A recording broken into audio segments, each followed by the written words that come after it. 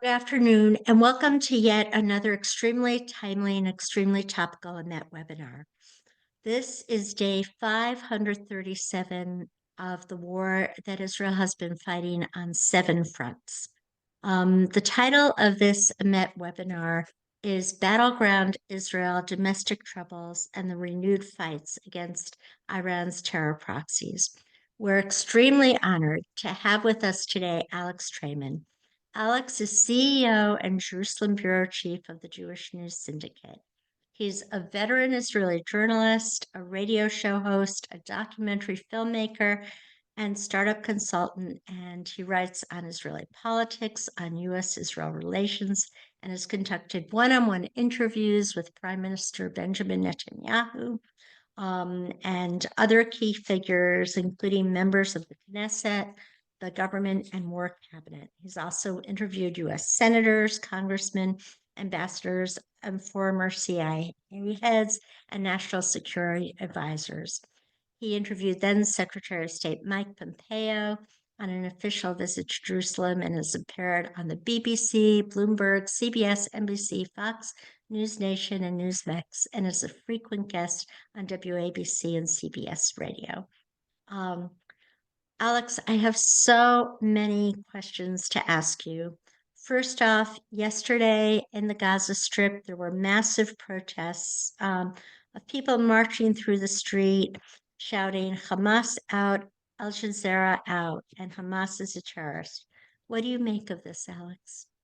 Well, I think this is healthy. This is something we've wanted to see for a long time. It doesn't mean, by the way, that the people that are protesting Hamas today were not cheering Hamas on October 7th. It just really indicates that the Gazans now understand that Hamas can no longer deliver for them normal living, cannot deliver for them a peaceful environment, and certainly cannot deliver for them a victory over Israel, which I think they would support. They would support a victory over Israel, but Hamas can't deliver that anymore.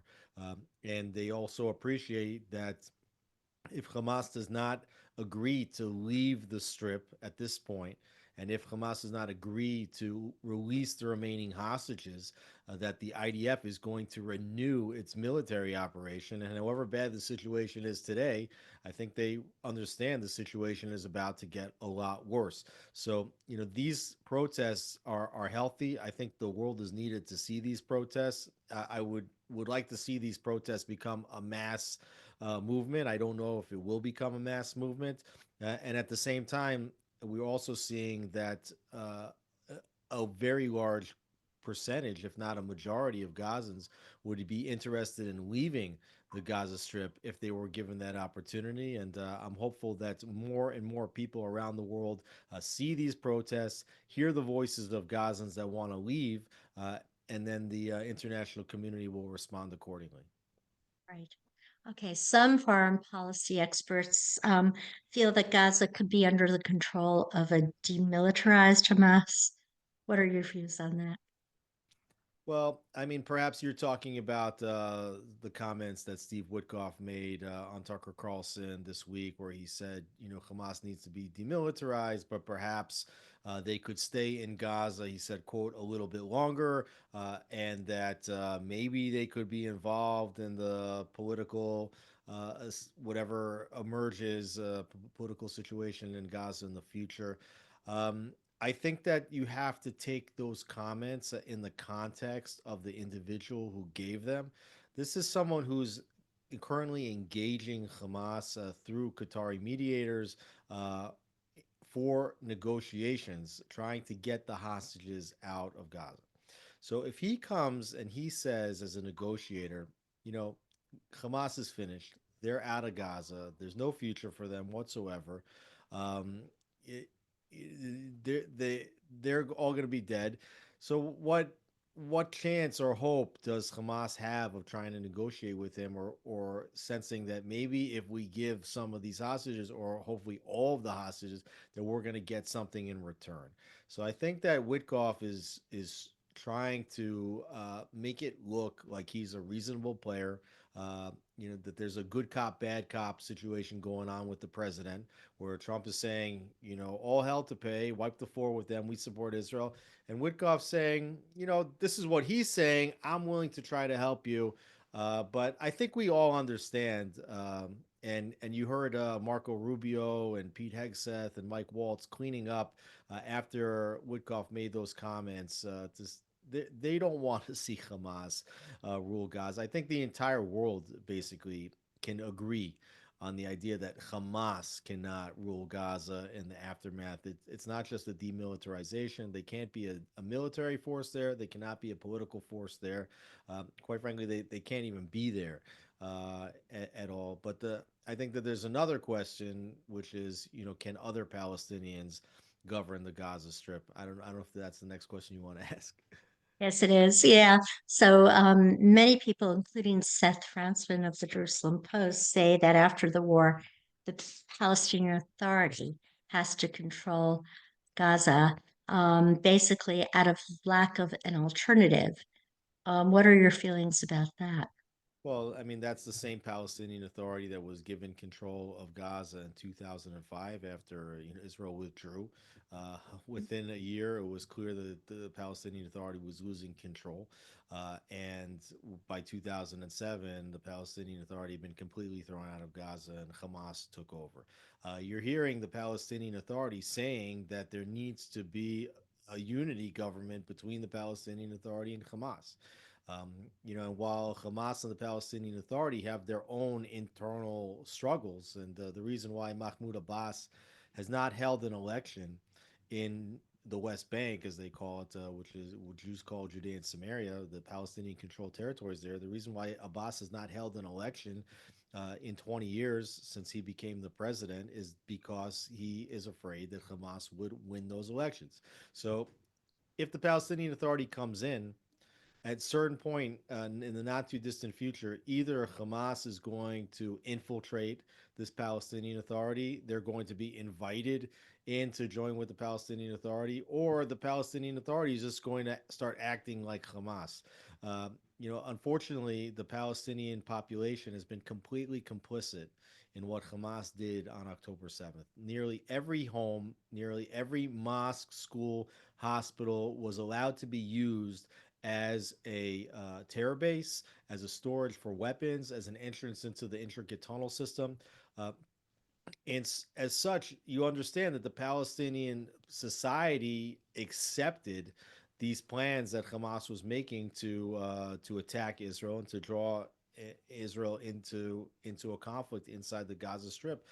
And I think that you just have, at some point, you have to turn around and say you wanted to fight for the land and you've lost. And you're not going to be gifted a do-over after a massacre like October 7th that has now resulted in what's coming up on a year and a half long war. I mean, you can't invite them back. But I understand why somebody like Frantzman is turning around and saying, that there's not a good alternative.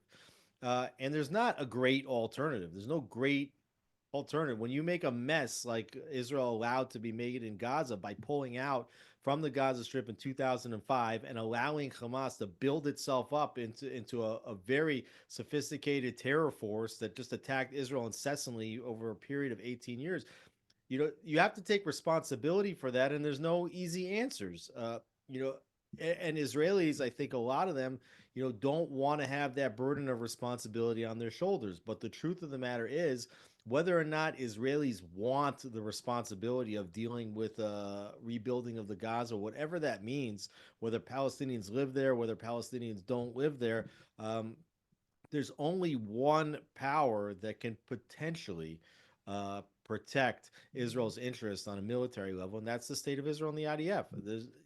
And President, I was in the White House when President Trump and Benjamin Netanyahu met, and we all heard Trump say, all the Gazans need to leave. And then he surprised the prime minister by saying that, America is going to own all of Gaza. And he seemed to have walked back that statement. I just interviewed David Friedman, the former U.S. ambassador to Israel, just a couple of days ago here at JNS, and I was talking to him about just this. And what he said is, There might be a lot of international investment, and the United States or American companies, if they come in and they invest in the rebuilding, they might own buildings, they might own parcels of land, even large parcels of land. But in any case, there's only one power that can be the sovereign in the territory, and that's the state of Israel. And there's a lot of Israelis that they don't want to hear it, but that's the reality. Right, right. After October 7th, wouldn't you agree that it's at least essential that Israel maintains strong defenses around the perimeter of Gaza and Judea and Samaria as well? Right, right. So let's turn to the domestic front. Following the firing of the chief of the Shin Bet, Ronen Bar, and the no confidence vote against Attorney General Gali Baharav Maira. Is that how you pronounce it? Maira, Mayara, right? yeah. Right. Oh, how do you feel? And you see that there are protesters that are demonstrating against this and against the return of Israel to war. This is somewhat unprecedented in the very midst of an existential war. Um, how how are we supposed to make of all this? And first of all, can you explain the reasons behind the firing of Renan Barr and the no confidence vote against the Attorney General? Yeah, I think you asked about 2 hours worth of questions right there. So we'll Yeah. try to unravel it as succinctly as possible. And we can separate the head of the intelligence and the attorney general. However, what needs to be understood as a general framework for this conversation is that Israel has a right wing voting majority. The Israelis have voted in a very strong majority right wing government, which is currently 68 seats. It's unprecedented that you have an basically ideologically aligned, exclusively right wing government that is a large and actually stable right wing majority government here. And yet, while the people of Israel are right wing and while the government has been voted in to be right wing, all of the major institutions in Israel are controlled by the left wing in Israel. This is the upper echelons of the military. This is the upper echelons of the intelligence, which includes Ronan Bar as well as the head of the Mossad. This is certainly the media. This is the court system, led by the Supreme Court, and the Attorney General is a part of this. This is the universities, this is the labor unions, this is the banks, this is the hospitals, and this is also even the majority of the major high tech. So you have most of the money and most of the most powerful institutions in Israel is controlled by the left, and yet the government and the people of Israel want something which is right wing, and that's what they voted for. Um, with that, you can understand in part why Israel got into this war with Hamas to begin with, because you have the left wing military basically denying that Hamas is a threat, that they can harm Israel in any way, and they certainly didn't want a war, and they are the ones that wanted Israel to pull out of Gaza to begin with. They just want to separate from the Palestinians. Um, they don't believe in strong borders. They're not nationalistic, and they really just want the Western world to like them. They want Israel to be a secular extension of Western Europe on the Eastern Mediterranean. So you have like a whole like different view of what Israel is and what Israel should be between the left and the right. Now, the head of the security services, Ronan Bar, has been at odds with the prime minister almost since the beginning of the war. Uh, you know, Netanyahu understood that this is the moment in time where you have to correct all of these misconceptions. We call it the conceptia in Israel, and that you have to achieve what he calls a total victory in the war. Now, when you had the Biden administration in the White House, we understand that the Biden administration, none of them liked working with Netanyahu, and they were back channeling the entire time through the top echelons of the military. Yoav Gallant, who was the defense minister that the prime minister fired just a couple of months ago, and also Ronan Bar, the head of the security services. And there was just differences of opinion on how far to to conduct the war, how deep, and also how to conduct the hostage negotiations. And we understand that the left wing in Israel wants Netanyahu to do anything and everything possible to bring hostages back and to end the war, even if that means that we give up on all the war gains. What they don't understand, or what they don't admit publicly, is that if you just give in to every single one of Hamas's demands, that also doesn't mean that you're going to get the hostages back, right? And part of it needs to be understood. We've seen protests in Israel like the type we're seeing now over the firing of Ronen Bar before. This is not some kind of spontaneous movement that all of a sudden came out of no place. We saw massive protests in the summer just before October 7th over Netanyahu's proposed judicial reforms, but that wasn't the beginning of the protest movement either. You had 5 consecutive elections in Israel in a period of 5 years, and the protest movement began during those election cycles. I mean, they even started during COVID. There was a time where we had strict lockdowns here in Israel. You weren't allowed to go more than 500 meters from your house except to the supermarket or to the doctor's office or to an anti Netanyahu protest, which for some reason was protected under the law. Okay, so this protest movement has continued to build momentum over a period of years. It has morphed over different issues, and the same people that were organizing these judicial reform protests, this like Kaplan force as they call themselves, uh, they immediately from day one of this war took control of the hostage families forum. And people don't even understand this, that even the slogan that they selected, bring them home, was a focus tested slogan, carefully selected, specifically because that slogan puts the onus of the return of the hostages only on the government. It's not let them go, Hamas. It is Netanyahu, bring them home, as if Netanyahu is the one that has the hostages in his basement under his house. And part of the reason why they picked that is because they understand that the likelihood of Netanyahu being able to bring all the hostages home, I wouldn't say that the percentages are slim, but the result is not in his control because those hostages are being held by a terrorist organization. And then at the same time, what they've done, and this is part of what Ronen Bar has done and others, is to say, Netanyahu, you have a problem. You cannot, on the one hand, win the war and get the hostages home. And if you choose to win the war, what you're doing is you are determining that the hostages will die in captivity. And again, this is focus tested, and there's major ad agencies that are behind the signage here, behind the slogans, organizing the protests, and so you're seeing here that Netanyahu can't conduct a war when you have like an opposition opposing you as the head of the security services.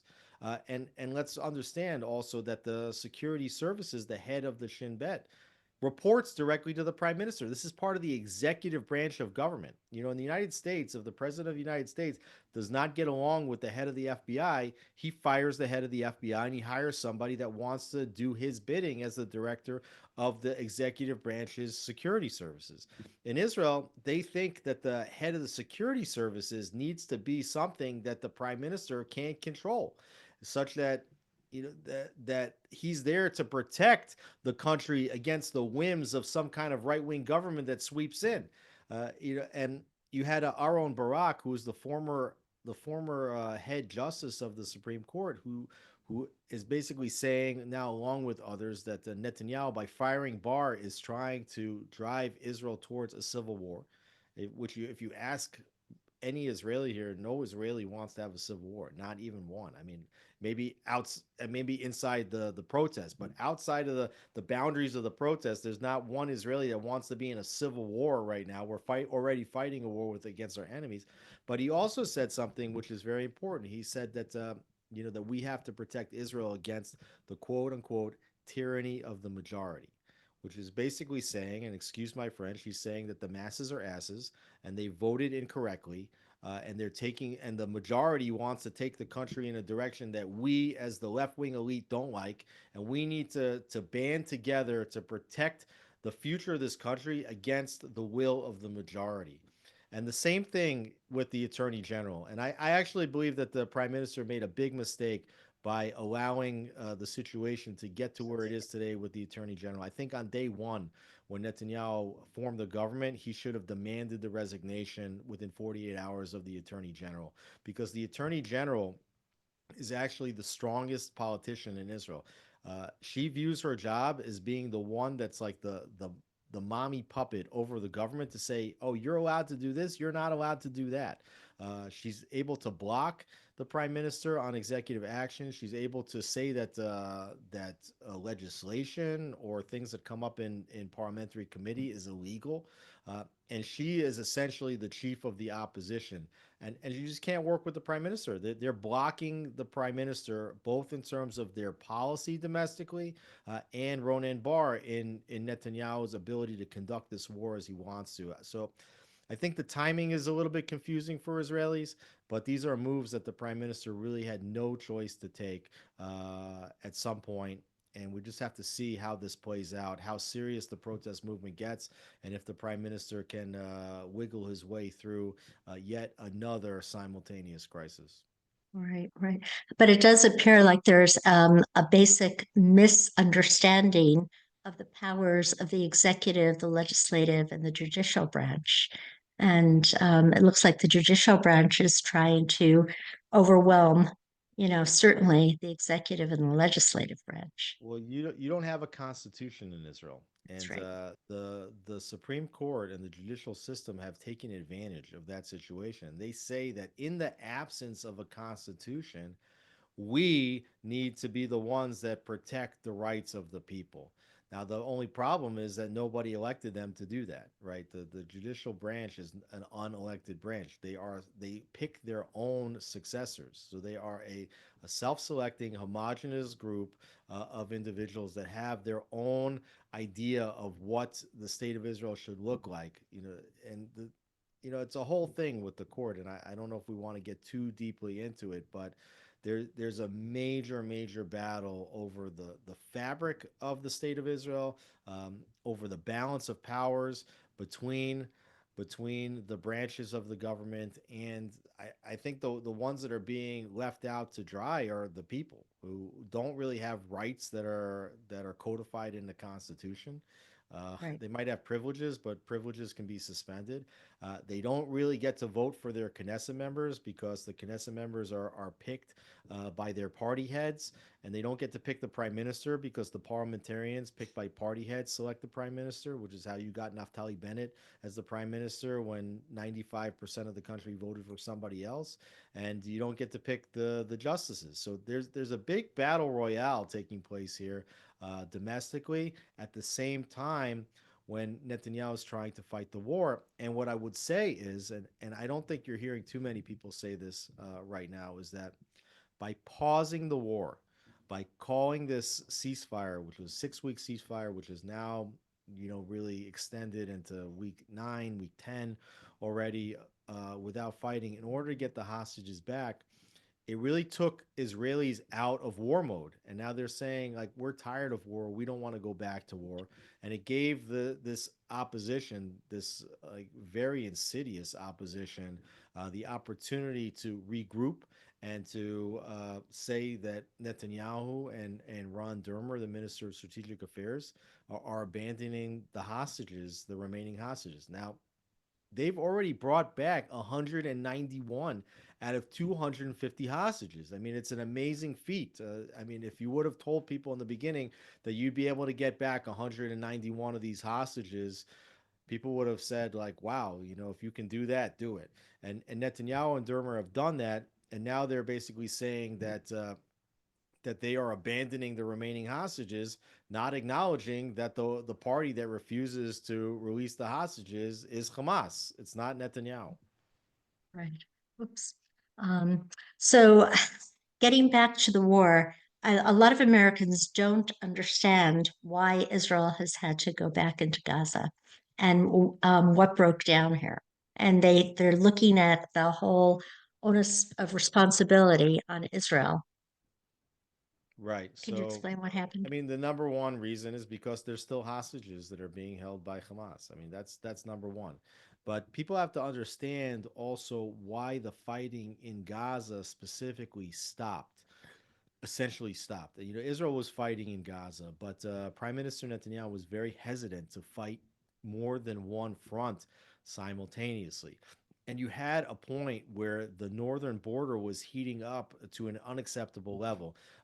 And really, if you think about it, you know, after October 8th, the number of people that were killed inside Israel from Gaza was none. Okay, like the and and at a certain point also Gaza like ran out of rockets. Either Israel had destroyed their rockets or they had fired all their rockets. So they were no longer able to fire rockets and they weren't able to attack the Israeli home front. Meanwhile, from the north, Hezbollah, which has a much more significant arsenal, was firing nonstop rockets, missiles, drones at Israel. Things were blowing up everywhere. The Iron Dome systems could not handle everything that Hezbollah was firing. And Israel had no choice. They needed to pivot to deal with Hezbollah. And because they felt that they had taken this threat from Gaza and neutralized the threat to Israel, even though the war was not completed, they decided to really put that on pause and then to turn the fighting towards the north. And that's how you got to stop. Now, at a certain point, Netanyahu decided that to call a ceasefire in the north, and a lot of people questioned why Netanyahu would call the ceasefire in the north at that time. But there was a bit of a war fatigue. The soldiers had just been away from home for way too long, uh, and and what Netanyahu wanted to do was turn his sights back towards the hostages on the one hand, and on the other hand, he wanted to just like run out the clock on the Biden administration. And Netanyahu was very afraid that in the concluding weeks of the Biden administration that you could see UN Security Council resolutions against Israel, that weapons would be withheld. So he agreed to call a ceasefire in southern Lebanon just in order to bring down the temperature in the international community against Israel, hoping that Trump would come into office and then he could restart the war. Now, President Trump wanted to see hostages come out. So then they kind of accepted the terms of a deal that had already been proposed by the Biden administration back in May the year before for the release of additional hostages. That called for another 6 weeks of ceasefire. We saw a few dozen hostages get released and also the return of some dead bodies. But at a but the phase 2, which had been proposed in that deal, would have called for a permanent ceasefire. And you can see that Hamas is still running around the Gaza Strip. They've been able to consolidate their ranks, to reorganize, to find where various weapons were stored in different tunnels and different buildings that might still remain standing or underneath rubble, and to basically regroup and rearm. And they're still holding hostages. So Prime Minister Netanyahu understands and has stated that the only way the negotiations are going to be conducted from this point forward is under force. So he re-entered Gaza. This time now, you're seeing that the IDF was allowed to use air power in order to hit top terrorists. This is something that the Biden administration didn't want to see, which is the reason why the IDF was basically going building by building using dynamite essentially to blow up buildings. Um, so basically, now you're at this point where it's clear that Hamas is not incentivized to return hostages, and you're getting back to a return to war. Right, right.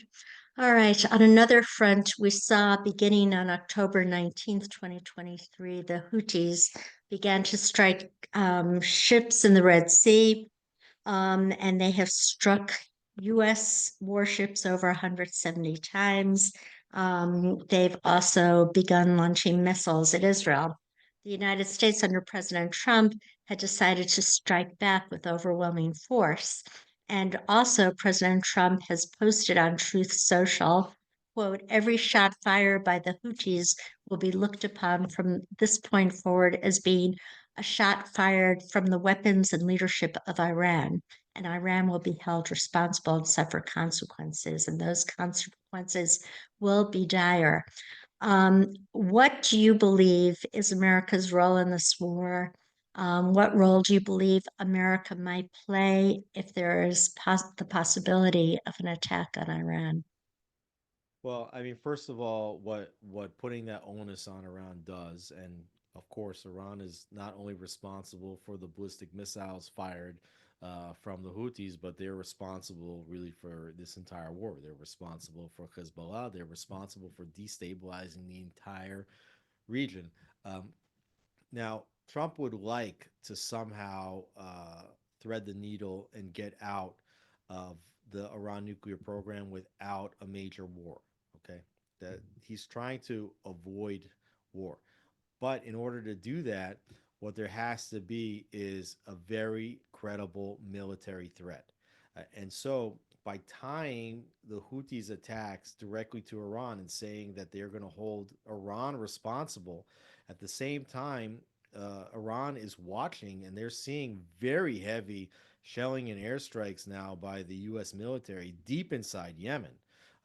And they can understand that this administration is not like the previous administration. It's not Joe Biden that can't put together a sentence that basically says to Iran, "Don't." Okay, the Trump administration is saying we don't accept this belligerence, and the Houthis, more than just attacking Israel with ballistic weapons, for which Israel's been able to neutralize the overwhelming majority of those missiles, not all of them, but most of them. Uh, the Houthis, in addition, have really interrupted global shipping. You're in a period of time in which the entire globe is going through mass inflation, and the Suez Canal is one of the world's busiest commercial shipping ways, and ships are not able to go through the Suez Canal. Ships are going all the way around the Horn of Africa. It's driving the price of all kind of manufactured goods, particularly those from China and Southeast Asia, sending prices skyrocketing. And Trump wants to reduce the cost of living. He wants to bring down inflation, and he wants to return stability to the Middle East. At the same time, in addition to attacking commercial vessels, as you mentioned, the Houthis have attacked U.S. vessels, and there needs to be a penalty for that. So the United States is now flexing the muscles that they should have flexed already early on in the war, because Israel's not responsible for defending the entire international commercial shipping lanes, right? Israel needs to defend itself. So I can understand why Israel doesn't want the United States or anybody else helping them fight against Gaza, because against Hamas, because that's just a one-on-one attack within Israel's territory. But here you have the Houthis interrupting international shipping and harming the entire region and the entire world for that matter. So it's good that the United States is saying, look, we are the international policemen. We are going to take care of this threat, and they're also sending a very very powerful message to Iran, that they had better negotiate, because if they don't allow U.S.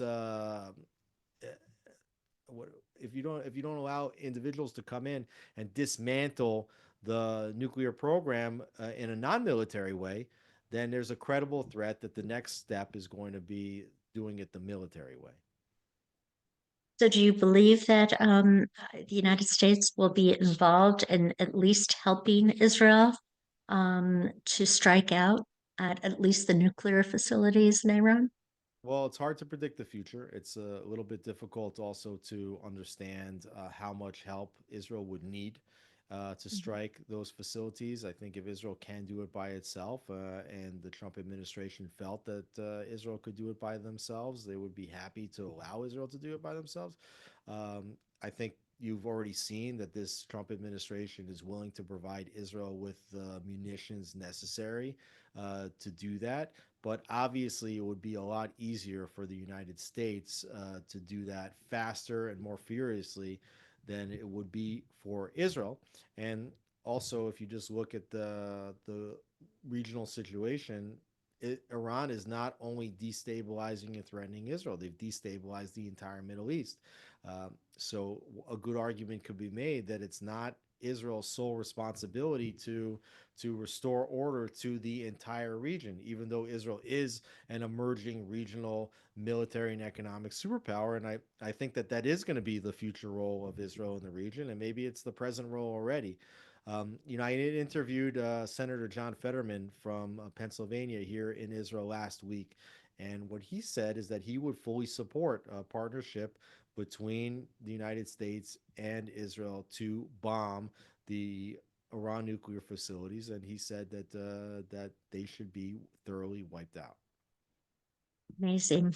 Um, so um, we're talking about the Shiite threat from Iran. We also see a huge Sunni presence in Syria, a lot emanating from Turkey.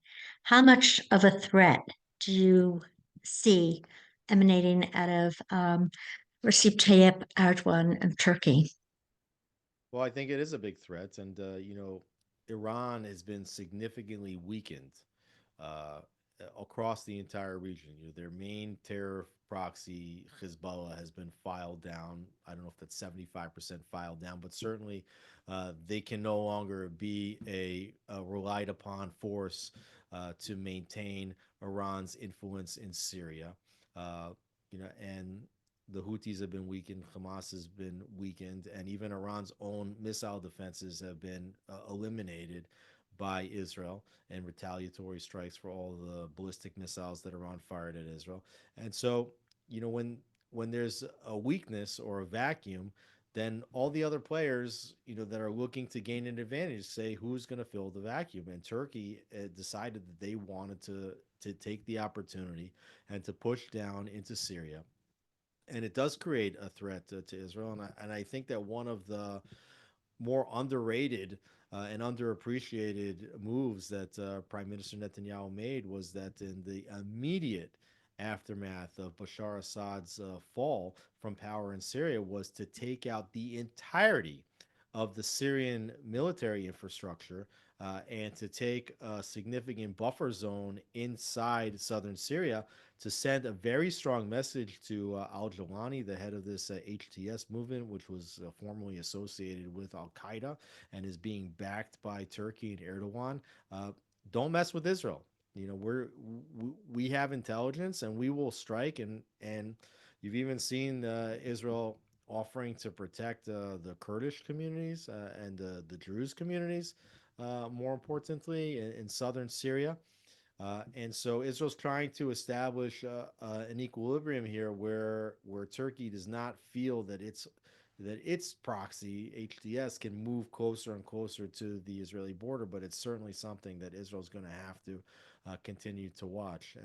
We're seeing, hopefully, we'll see the split of this Sunni Shiite alliance, but it doesn't mean that you're not going to have any more forces that want to see Israel's destruction. Right, right. So this has been a very, very long war.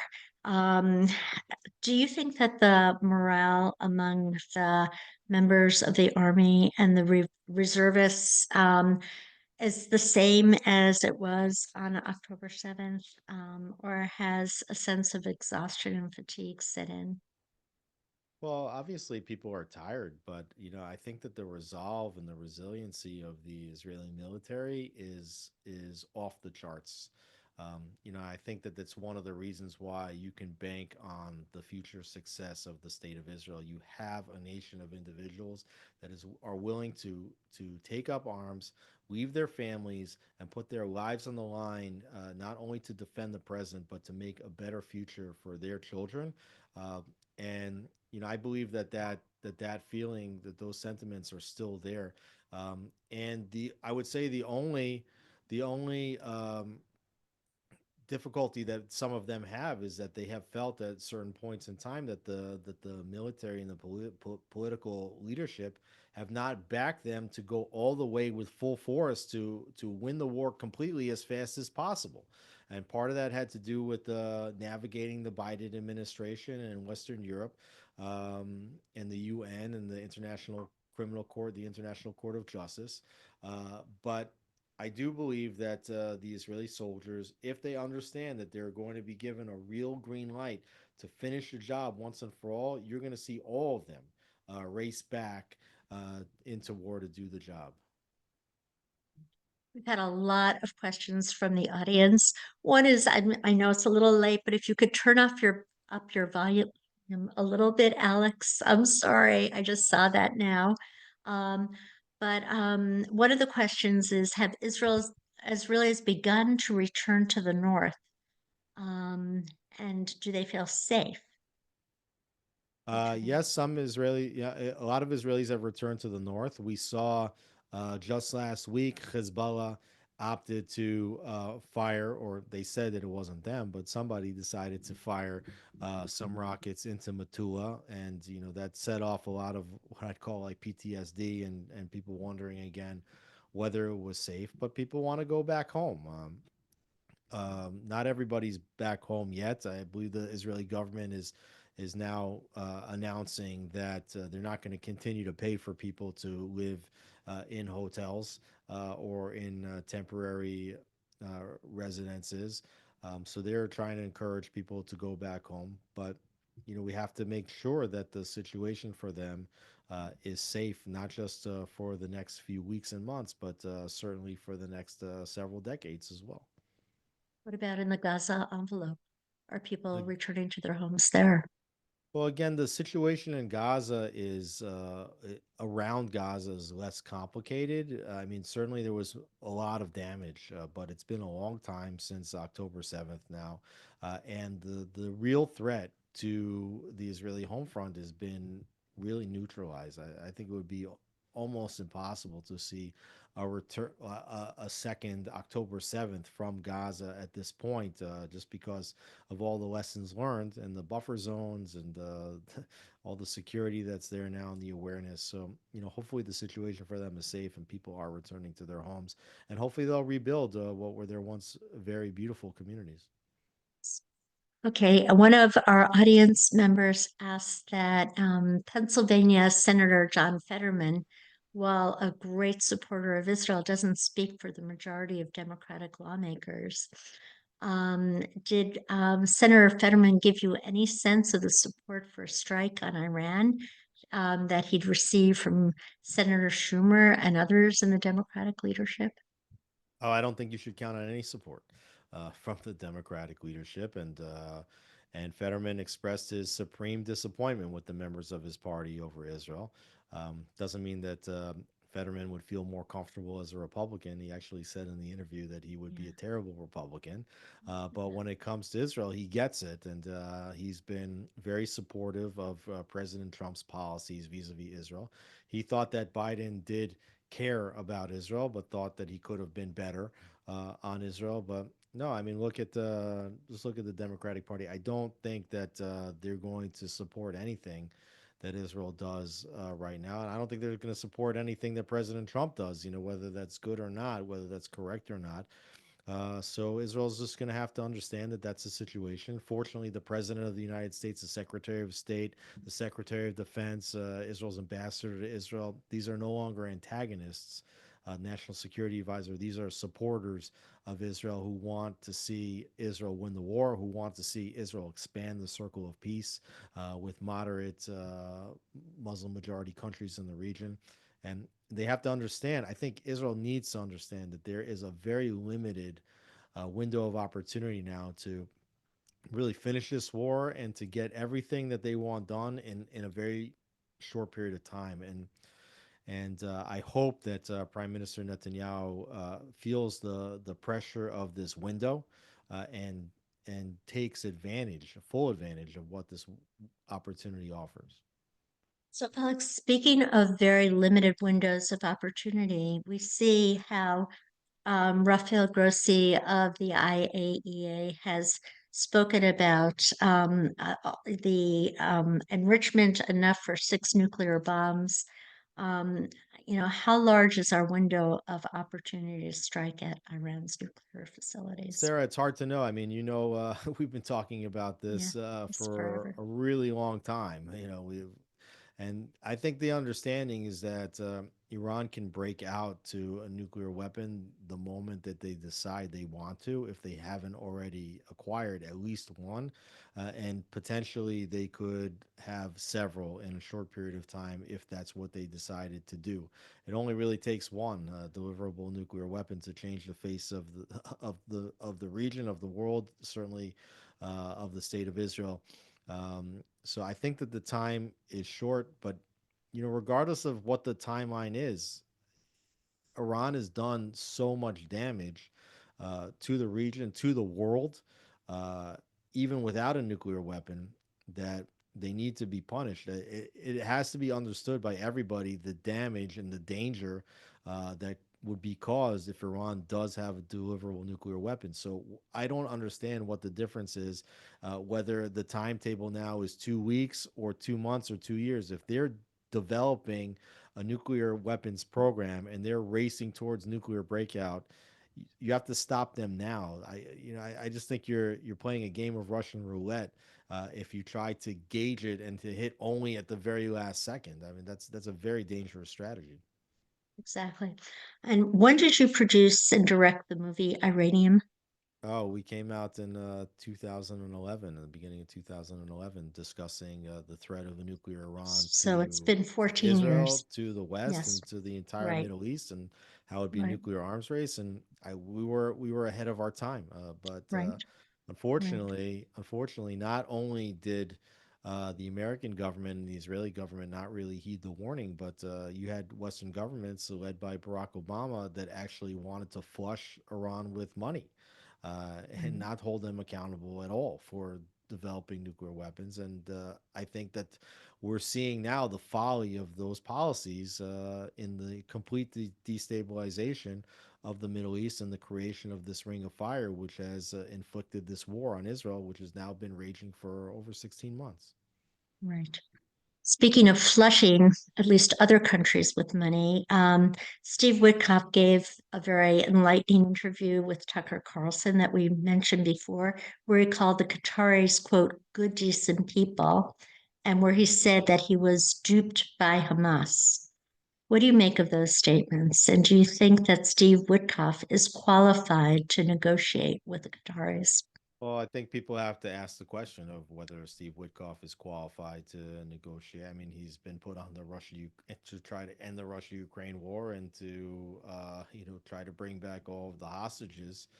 Um, Meanwhile, aside from being a successful businessman and Trump's golfing partner, it's hard to understand what the qualifications are for being the one who's in charge of leading those negotiations, especially when you see people like Marco Rubio, the Secretary of State, seemingly sidelined in these negotiations. I think Israel would have hoped that perhaps he would have been the one who was responsible for doing this as Secretary of State.